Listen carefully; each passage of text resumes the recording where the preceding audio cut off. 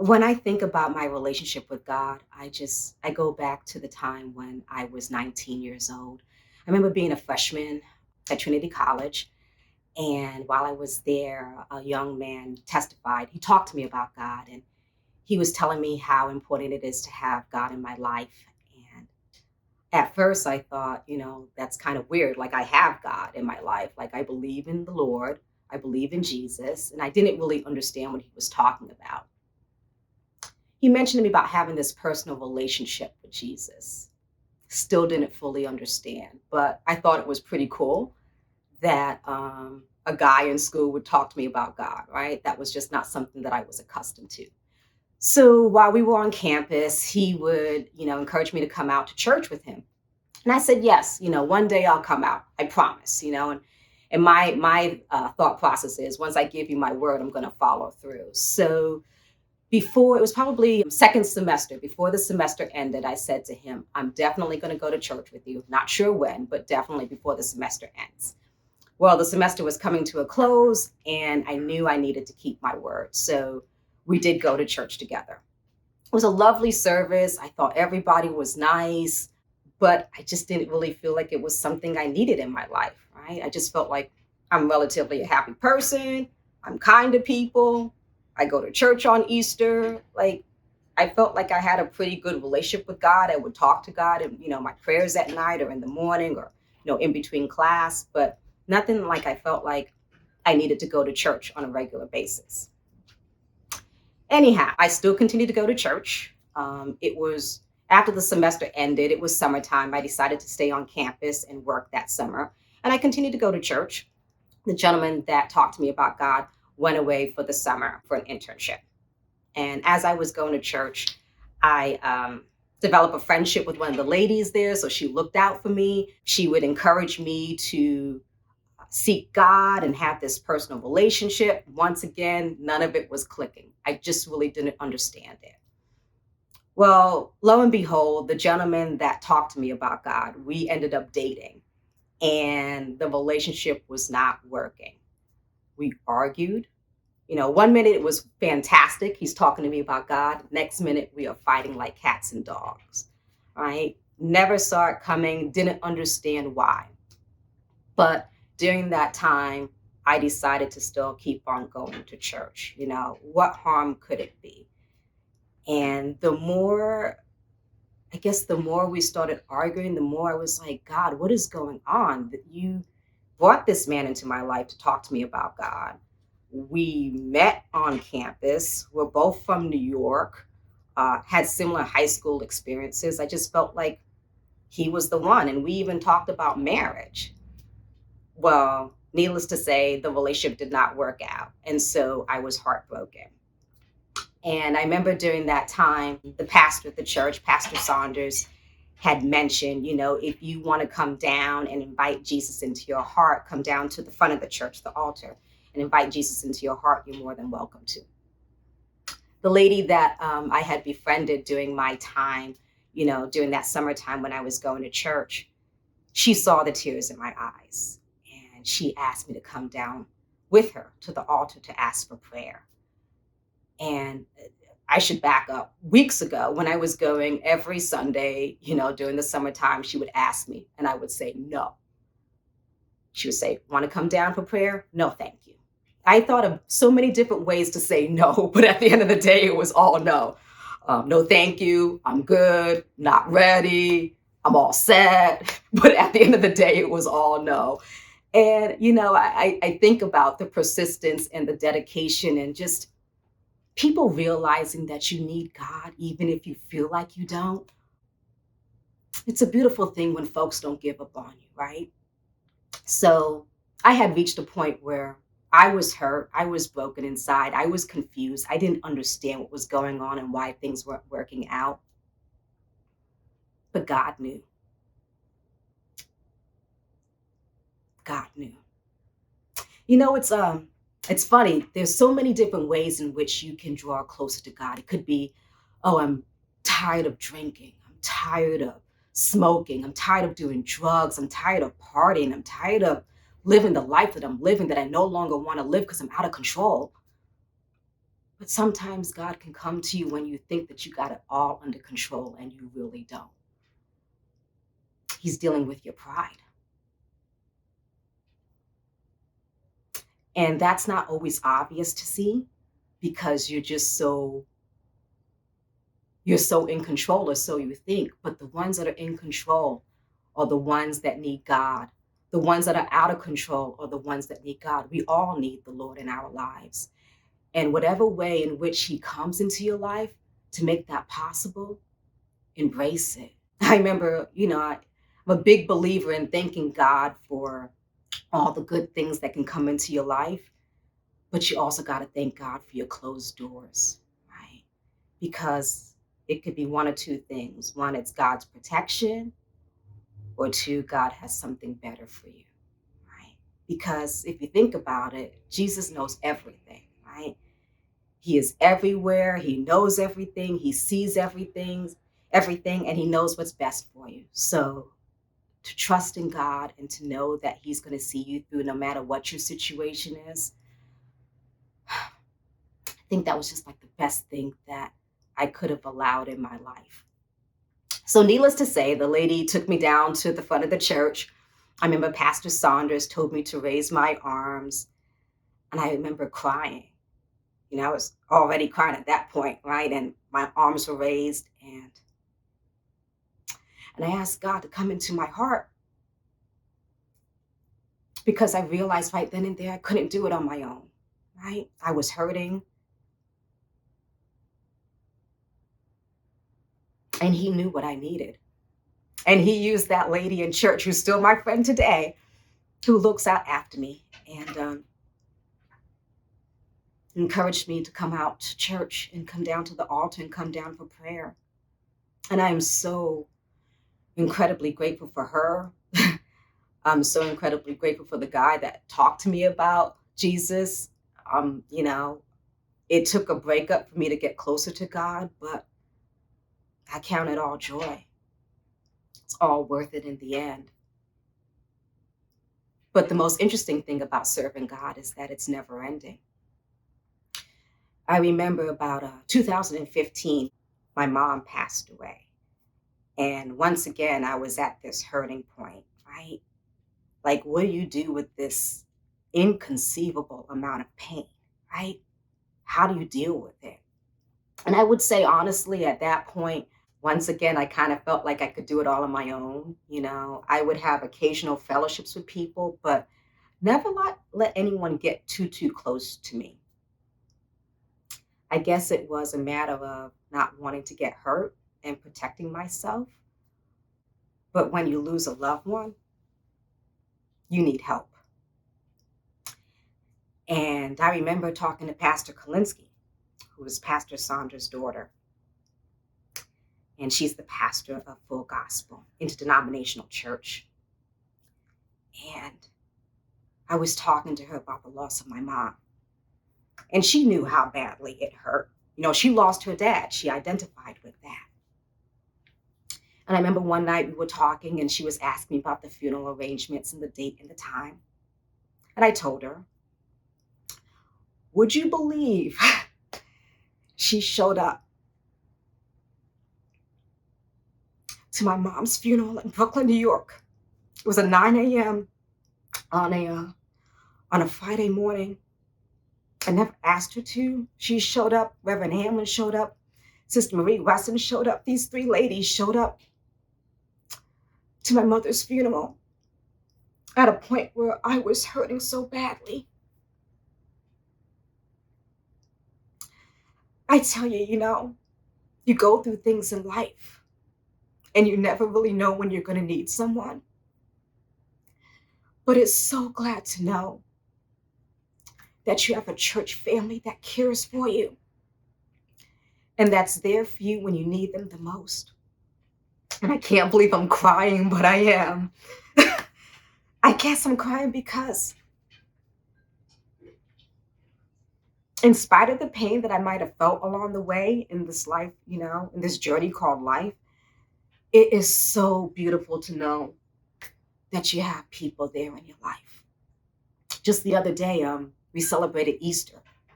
And I was perfectly fine just having a meal by myself. And one of the ladies in church invited me to her house with her and her family and a few other sisters that were there. And man, I so did enjoy the fellowship. I didn't realize how much I needed it because I think I might have slipped back into I'm good. Everything's fine. I got great friends, I got great family, but we all need the Lord and we all need friends and we need a church to pray for us because this thing called life can sometimes be a roller coaster ride. There are high moments of like, wow, everything is great. Low moments like, I don't think I can do this anymore. I'll give you an example. Man, last year, the pandemic, what? My goodness. I felt like I was living the life of Job. Oh my goodness. I'm in advertising, I'm in sales, and talk about the cancellations. Oh my goodness, everybody was canceling. I was like, and I couldn't say, no, you should keep on going. Like, no, you can't advertise. I understand there's nothing to advertise, right? No one, this is a pandemic. The state is closed. What are you going to advertise? An automobile so we can go shopping? No, no. It just didn't make any sense. But I lost so much business. I didn't even know if I wanted to continue in my career anymore. And that was like, I've been doing this job for like 20 something years. Like, what do you mean you stop a career? But I didn't see like how this could jumpstart again, right? I didn't see how it could get any better. But I remember talking to Pastor Kalinsky about it. And man, she encouraged me. She let me know that this will turn around. I will find business again. And I kept that. I kept that in my heart. And I remember going back to this program that I had created maybe about, I don't know, 10, 15 years ago. Had this program in mind to involve like a major sponsor and support all these other small businesses, right? But have the major sponsor take care of the advertising. So basically, I'm asking you for money to pay for people who may never like help you out again, right? You're just doing it out of the kindness of your heart, and maybe it just seems like really something good to do for business. Would you believe I sold the idea? Shocked me too. But it's amazing. This came out through the pandemic. All of this negative situation, something good came out of it. My breakup with my ex-boyfriend, something good came out of it. It drew me closer to Jesus. The passing of my mom, although I miss her terribly, something good came out of it. I have friendships that I never imagined having. I never thought that I would go to someone's house for Easter because I was good, right? But I thank God that through all the trials and tribulations and anything that we go through in life, it's so nice to know that you have somebody right then and there with you, standing hand in hand, arm in arm, that's there to support you and to let you know that you're going to make it. That's what I get every day when I think about God, that I'm going to make it. That's what I get when I reach out to my brothers and sisters in church. I'm going to make it, because at the end of the day, life is so much more enjoyable when you can have people in your life that you can count on, and they want nothing in return. They just want you to make heaven your home.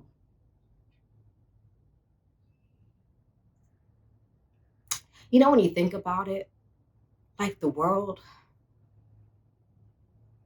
they want so much out of you. I think about my job. As much as I love it, there's always goals that are set. There are expectations.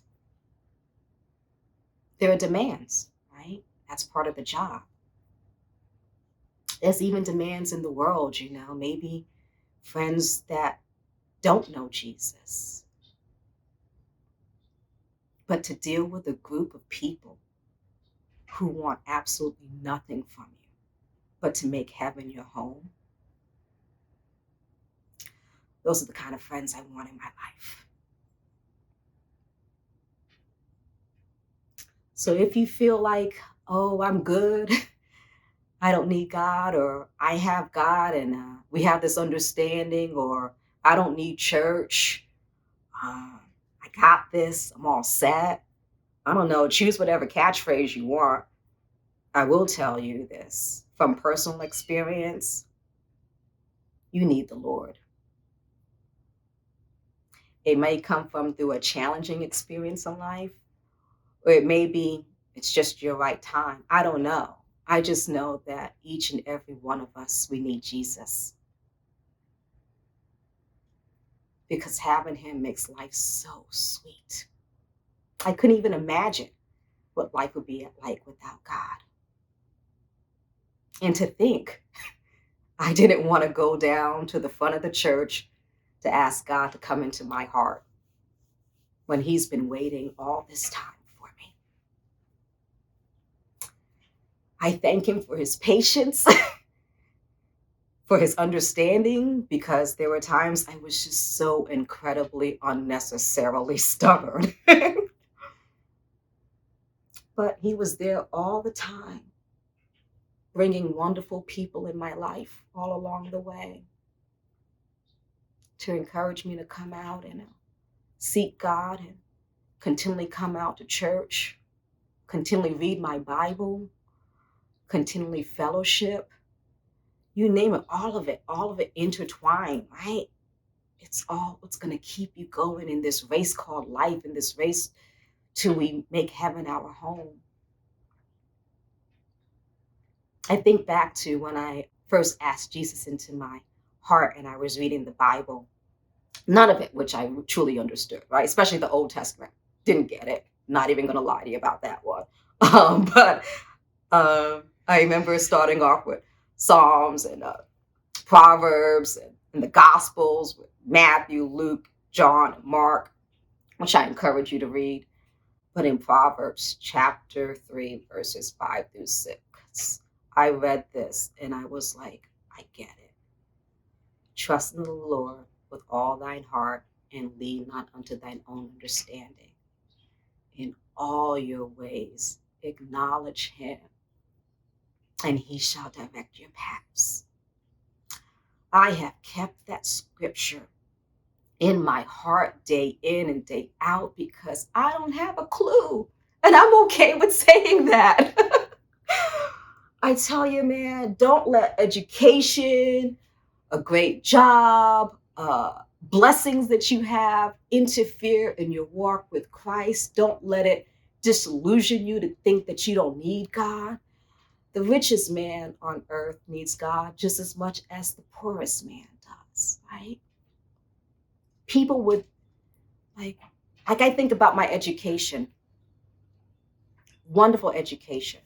Went to college. I even went to a preparatory high school outside of Brooklyn, up in Massachusetts, all on scholarship. Wonderful. So blessed to have that. But even in all of that, it doesn't compare to the relationship that I have with Christ and having Jesus in my heart. It was God that blessed me to be in those areas, right? And to see these different worlds of people that are really, really well off and they still need God. But also see people who are not well off and they need God too. He's been able to put me in both worlds and have me navigate through it all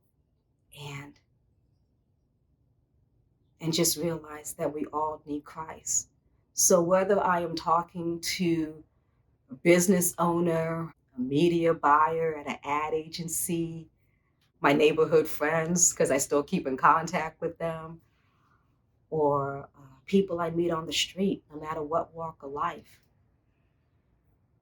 share with them about God. Because I know, that's the one thing I can say, I know for a fact that Jesus is real Ask me how I know, because I asked him to come into my heart. And that's something no one can ever take away from me. So in this journey called life, if you're wondering, do I need God? Yeah, you do. Doesn't matter what position in life you're in. You need Christ. And I encourage you, come on out to church, 745 Main Street in Manchester. You're going to feel the love of God. And if it doesn't click immediately, still go. Even if it doesn't make sense, still go. That's what I did. None of it made sense. I didn't even understand why I was doing it, but God knew, because he had a call on my life. And it wasn't until I realized I needed him, that's when it all started making sense. So hope this testimony blesses you. I hope it encourages you. And I hope that you walk with Jesus and you ask him to come into your heart, because you know what? He's been waiting for you. So don't wait for tomorrow. Do it today. Take care and God bless.